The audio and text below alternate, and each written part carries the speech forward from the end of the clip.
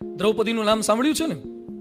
વસ્ત્રારણ થતું હતું ભર સભામાં. 5 પાંડવેના પતિ હતા, યુધિષ્ઠિર ને ભીમ ને નકુલ ને સહદેવ ને અર્જુન, બધા હારી ગયા, બધા સામે જોયું, કોઈ બચાઈ ના શક્યા. અને દુશાસન સાડી ખેંચે ભર સભામાં, વસ્ત્રાહરણ કરતો હતો, નિર્વસ્ત્રી કરતો હતો.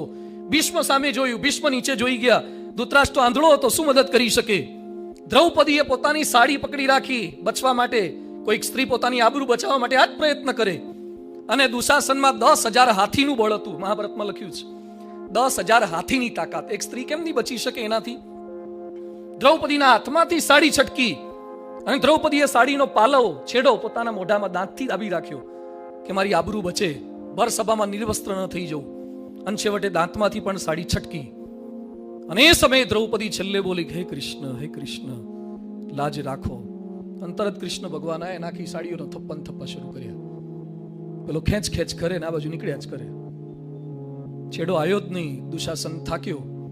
આખી ઘટના પૂરી થઈ ગઈ પછી દ્રૌપદીએ કૃષ્ણ ભગવાનને કીધું કે ભગવાન, તમે આવવામાં આટલું મોડું કેમ કર્યું?